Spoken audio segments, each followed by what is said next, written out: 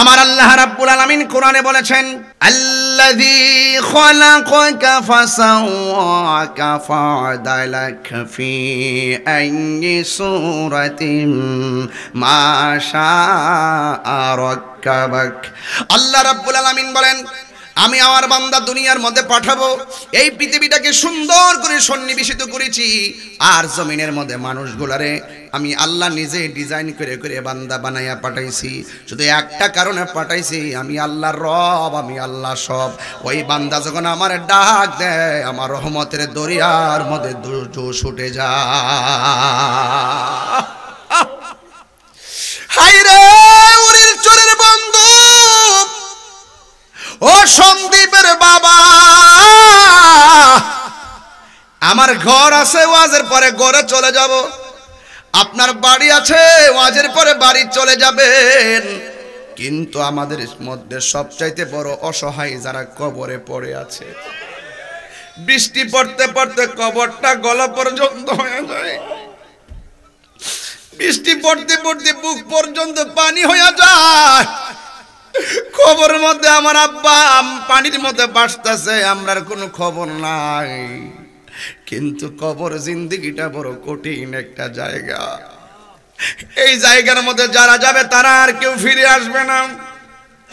আমার নবী বলে, আমি যখন মেরাজে গিয়েছি, অনেক আযাব আল্লাহ আমার দেখাইছে, সব চাইতে কঠিন আযাব দেখলাম কবরের আযাব। এই কবরের মধ্যে আবার আযাবের ক্লাস আছে।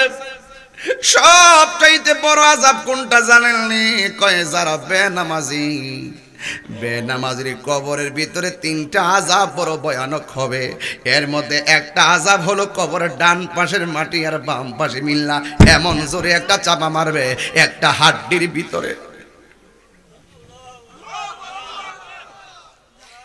একটা হাড্ডির ভিতরে আরেকটা হাড্ডি ঢুইকা যাইব। আরে কি দিয়ে আমি আল্লাহর দরদ বুঝাইতাম, প্রেম বুঝাইতাম, ভালোবাসা বুঝাইতাম? ও যুবক, বেনামাজি হইয়া কবরে গেলে ডান পাশের মাটি একটা চাপা মারবে, বাম পাশের মাটি একটা চাপা মারবে, একটা হাড্ডি আরেকটা হাড্ডির ভিতরে ঢুকে যাবে।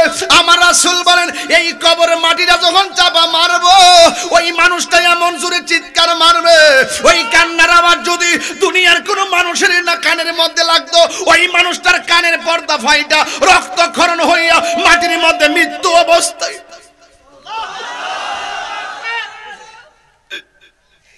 এই আযাবের কষ্টের আযাবের আওয়াজ পৃথিবীর কেউ শুনে না। আমি মইরা দেখি আমার সম্পদের ভাগ নেওয়ার মানুষ স্বভাব হবে না। আমি মরে দেখি আমার জায়গার ভাগ নেওয়ার মানুষ স্বভাব হবে না। কিন্তু আমার মরণের কষ্টের ভাগ আমার স্ত্রীও নিবে না, আমার কবরের আযাবের ভাগ আমার ভাইও নিবে না। আজকে আমি তাহিরি মারা গেলে, এনাম রেজা মারা গেলে, ফেসবুকের পাতা গরম, সুখবার্তা ইন্না লিল্লাহ দিয়ে সব ভরে যাবে। 3 দিন পরে আর ফেসবুক আমার আওয়াজ আর উঠবে না। এই দুনিয়া ছেড়ে চলে যাব একদিন, এ দুনিয়া ইস আসব না আমি আর এ ভুবনে কোনো দিন, আসব না এ ভুবনে কোনো দিন, এ দুনিয়া ছেড়ে চলে যাব একদিন। মায়ারি বাঁধন ভেঙে যাবে একদিন, এই তো বাড়ি গাড়ি ক্ষমতা সবই চলে যাব আমি, পরে রবে সবই। এই তো বাড়ি গাড়ি ক্ষমতা সবই চলে যাব আমি, পরে রবে সবই। দুনিয়ার মায়া সব, দুনিয়ার মায়া সব পরে রবে একদিন, এ দুনিয়া ছেড়ে চলে যাব একদিন।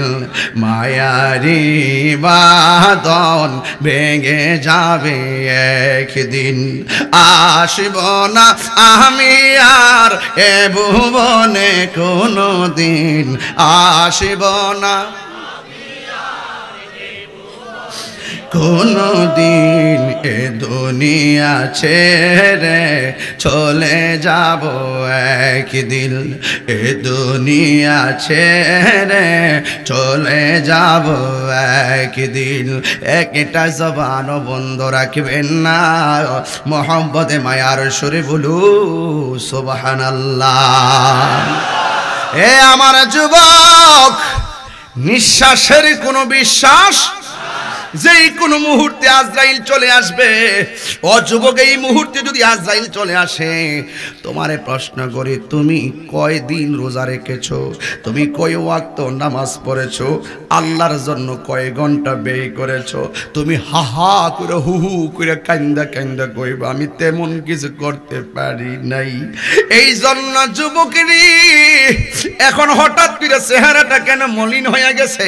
একটু আগে না হাসাহাসি করছো, একটু আগে না লাফালাফি করছো, এখন তোমার হাসি গেল কয়, এখন তোমার দুষ্টামি গেল কয়, এখন তোমার আনন্দ কেন? বুঝছি, তোমার আব্বা বুঝি কবরে পইড়া রইছে, তোমার আম্মা বুঝি কবরে পইড়া রইছে,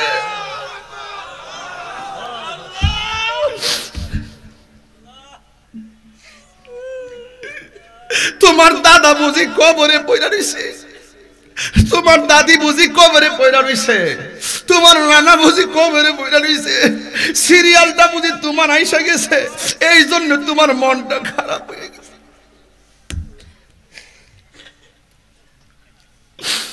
এই জন্য নিঃশ্বাসের কোনো বিশ্বাস নাই। আমি এই ওয়াজগুলা স্বাভাবিকভাবে করতে পারি না।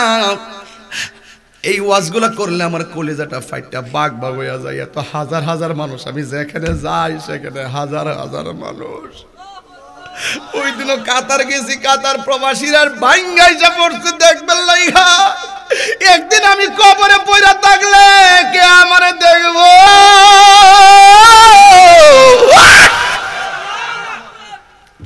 কেউ আমার পাশে যাবে না। আমি চিন্তা করতেছি আমার পাশে এনাম রাজা বসা, দুইটা কবুতরের জোড়ার মতন বসা। এর মরণটা আগে হয় নাকি আমার মরণটা আগে হয়? এও হেডটা জানে না, আমিও আমারটা জানি না। কে কোন দিন চলে যাব, কে কোন দিন চলে যাব, কেউ জানি না।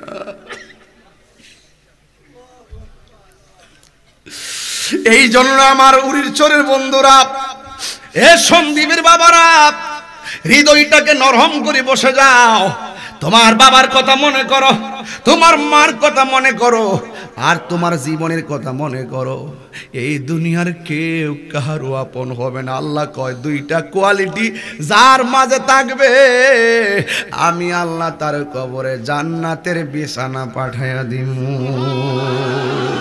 আর জোরে জোরে কন্যা সুবহানাল্লাহ। মানুষ আইব রে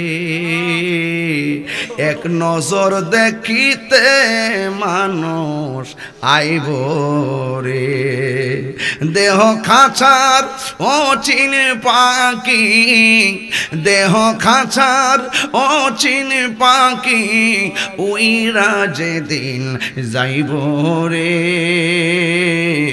এক নজর দেখিতে মানুষ আইব রে।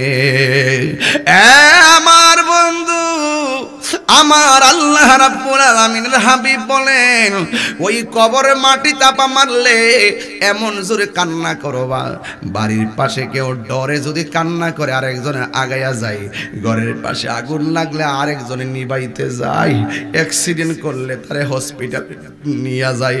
কিন্তু কবরের হাড্ডিগুলা যে ভাঙ্গা তছনছ কইরা ফেলাইব, ওই জায়গার মধ্যে কোনো এক্সট্রা নাই, ওই জায়গার মধ্যে কোনো ট্রমা সেন্টার নাই, ওই জায়গার মধ্যে কোনো ধরনের অন্য কোনো হসপিটাল নাই। তোমার দুঃখের কষ্টের ভাগ পৃথিবীর কেউ নিবে না। তুমি মনে করো না তুমি মরে গেলে তোমার লেগে কানবো মানুষ, না না না, অসম্ভব। মারা গেলে 3 দিন পরেই ভাইয়ে ভাইয়ে কয় বাবার জমিনটা বন্টন কইরা লই। কথা বলেন না কেন? এই দুনিয়াদারি কিসের দুনিয়াদারি? সন্তানকে ব্যাংকের টাকার মালিক বানাইবার আগে সন্তানকে সুশিক্ষায় শিক্ষিত বানান। সন্তানকে জমিনের মালিক বানাইবার আগে সন্তানের হাতে সভ্যতার কালি আর সভ্যতার কলম হাতের মধ্যে তুলে দেন, যেন সত্য ইতিহাস রচনা করতে পারে। এই সন্তান হাতের মধ্যে সভ্যতার কলম আর সভ্যতার কালি ছেড়ে দিয়ে তার হাতের ভিতরে কোন নেশা জাতীয় দ্রব্য উঠতেছে কিনা, কোন নেশা সে করতেছে কিনা সেই খবর রাখেন। এই সন্তানকে যদি টেক কেয়ার করতে পারেন, এই সন্তান আপনি মারা যাওয়ার পরেও কবরের পারে গিয়ে আপনার জন্য দোয়া করবে। আপনি বাঁচতে পারবেন, আপনার দায়িত্ব আছে, আপনার দায়িত্ব আছে। এই সন্তান যখন কবরের পারে গিয়া বলবে রব্বির রামহুমা কামা রব্বায়ানি সগীরা, যখন বলবে আপনি কি মনে করেন আকাশের বিজলির মতন কবরটার ভিতরে নূরের বাতি জ্বলে যাবে।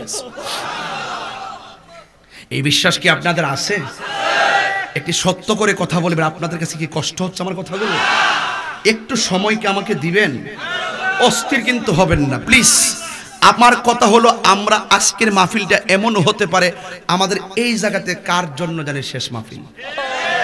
যদি আমার জন্য হয়ে থাকে তাহলে আমি যদি সবার আগে মারা যাই তাহলে আমার সিরিয়ালটা এক, এরপরে যে মারা যাবে তার সিরিয়ালটা, এরপরে যে মারা যাবে তার সিরিয়ালটা। তার মানে হলো আমরা একটা সিরিয়ালে পড়ে আছি, কিন্তু নাম্বারটা জানি। এই মুহূর্তে জানতাম যে আমার সিরিয়ালটা এক, আমি জীবনে ওয়াজ করতাম 24 ঘন্টা সেজদায় পড়ে থাকতাম। আহা, আমার 32 দিন বাকি আছে, 3 বছর বাকি আছে, একটা দিন চলে গেছে, কমে গেছে। আমরা কত সেজদায় পড়ে থাকতাম। আজকে জানি না বলে মনে করতেছি আমি 50 বছর বাঁচবো, 70 বছর বাঁচবো, জীবনের তো অনেক সময় বাকি আছে। আরে আমারই ধরেন না 3 ভাগের 2 ভাগ চলে গেছে, আর 1 ভাগ যদি দেওয়া থাকলে আছে। এই এখন যেইভাবে কথা বলি এইভাবে কিন্তু আর সেই দিন 10 বছর পরে আর কথা বলতে পারবো, চেষ্টা করলেও পারবো না। বলুন, এই উত্থান পতন শারীরিক পরিবর্তন দিয়েছেন কে?